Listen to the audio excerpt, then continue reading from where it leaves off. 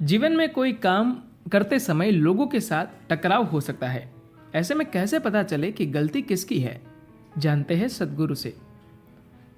सद्गुरु, मैं जो भी काम करता हूँ उसमें मुझे बहुत सारे विरोध का सामना करना पड़ता है, जबकि मेरे आसपास के लोग उसी स्थिति में बड़ी सहजता से आगे निकल जाते हैं। मुझे समझ नहीं आ रहा कि मैं क्या करूं। सद्गुरु कहते हैं, मैं बड़े पैमाने पर रोज दुनिया में यह होते हुए देख रहा हूं। हमारे आश्रम के लोगों और बहुत सारे दूसरे लोगों के साथ ऐसा होता है कि वे करते कुछ है जबकि करना कुछ और होता है, और फिर हम वह काम नहीं हो पाता। ऐसा थोड़े बहुत लोगों के साथ नहीं बल्कि एक बड़ी संख्या में लोगों के साथ होता है। अब काम पूरा नहीं हुआ तो इंसान की शुरुआती प्रवृत्ति होती है, उसके कारण ऐसा नहीं हुआ या इसकी वजह से ऐसा नहीं हुआ। हालांकि हमने बड़े पैमाने पर अपने लोगों में यह सुधार किया है कि कुछ गलत होने पर वे किसी दूसरे पर उंगली न उठाए। आप देखेंगे कि बहुत सारे लोग काम न होने पर अब परालौकिक कारणों को जिम्मेदार ठहराते हैं। कई बार वह मुझ पर आरोप लगाते हैं कि सद्गुरु, आपकी कृपा काम नहीं कर रही। ये समझना चाहिए कि अगर कोई चीज काम नहीं कर रही तो जाहिर सी बात है कि उस काम को ठीक ढंग से नहीं किया गया होगा। हो सकता है कि उस काम के ठीक से न हो पाने की वजह फिलहाल आप नहीं समझ पा रहे हैं। यह कोई बड़ा मुद्दा नहीं है, लेकिन लोग काम न होने पर इसके लिए गूढ़ शक्तियों की तरफ देखने लगते हैं। बहुत सारे लोगों के लिए मिस्टिसिज्म यानी रहस्यवाद का मतलब है अपने जीवन की सरल और सहज चीजों को जटिल बना देना, जबकि वास्तव में रहस्यवाद का मतलब है कि ऐसी सारी रहस्यवादी चीजें जिन्हें आप अपनी पांचों इंद्रियों के जरिए महसूस नहीं कर सकते, या फिर आप अपने बुनियादी तर्क से उन तक नहीं पहुंच सकते, उन्हें ठीक ठाक तार्किक तरीके से उपलब्ध कराना ही रहस्यवाद है। सरल चीजों को और गूढ़ बना देना किसी भी तरह का रहस्यवाद नहीं है। तो आपको यह जानने की जरूरत है कि अगर आप जो भी काम करते हैं उसमें समस्या आती है तो जाहिर सी बात है कि आप एक सैंड पेपर यानी रेगमाल की तरह है। आप जानते हैं ना कि सैंड पेपर क्या होता है?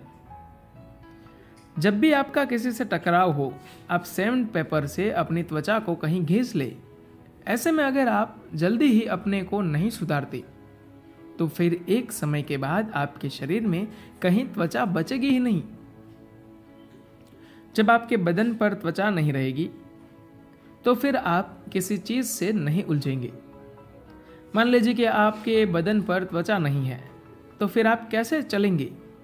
इतना संभल कर चलेंगे कि किसी पक्षी का एक छोटा सा पंख भी आपको न छू दे, क्योंकि तब आपको हर चीज चोट पहुंचाएगी। घर्षण को कम करने के लिए एक आसान सी चीज आप कर सकते हैं, जो मैं कई बार पहले भी बता चुका हूं, लेकिन आप लोग इस पर ध्यान नहीं देते। यह आसान सी चीज है कि आप पूरे एक दिन में, एक घंटे में या एक मिनट में जो कुछ भी बोलते हैं उसे 50% तक कम कर दें।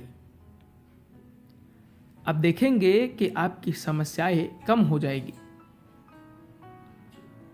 उसकी वजह सिर्फ इतनी है कि अब आप उतनी बकबक नहीं करते, और हम लोग लगातार आपको समझाने की कोशिश कर रहे हैं कि आप जो कुछ भी देखें, चाहे स्त्री हो या पुरुष, गाय हो या गधा, आप हर एक को नमस्कार करें। आप अपने भीतर यह बदलाव सिर्फ दिखाने के लिए न लाए, बल्कि सही मायने में एक गधे के सामने भी झुकना सीखे। घर्षण भी दो तरह के होते हैं। एक घर्षण तो हमारे भीतर होता है, जबकि बाहरी घर्षण उस भीतरी घर्षण का नतीजा है।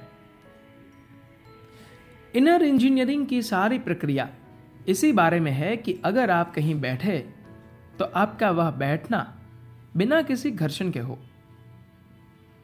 अगर आप सहज भाव से बिना किसी घर्षण के बैठ सकते हैं तो धीरे धीरे बाहरी घर्षण भी कम होने लगेंगे।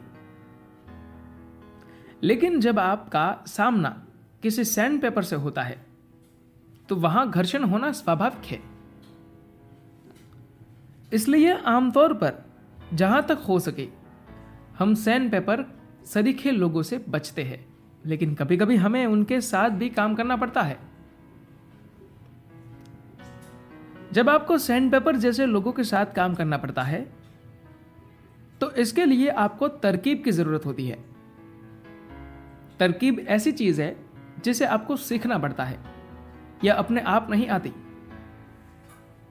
तरकीब कोई ऐसी चीज नहीं है जिसका कोई आध्यात्मिक पहलू हो। यह तरकीब समाज में सीखने को मिलती है। कभी कभी यह काम नहीं भी करती, लेकिन तरकीब का मामला कौशल से जुड़ा होता है। जो लोग किसी भी तरह से आध्यात्मिकता से नहीं जुड़े हुए हैं वे लोग सैंडपेपर जैसे लोगों से निपटना काफी अच्छी तरह से जानते हैं। आप ऐसे लोगों को सरकारी या राजनीतिक गलियारे में देख सकते हैं। ये लोग बेहद मीठे स्वभाव के होते हैं। उन्हें इससे कोई फर्क नहीं पड़ता कि सामने वाला कितना रूखे स्वभाव का है। ये लोग अपने कौशल से अपना काम निकालते हैं और चलते बनते हैं। इसलिए सैंड पेपर जैसे लोगों के साथ काम करने में थोड़े बहुत कौशल और अनुभव की जरूरत होती है। धन्यवाद।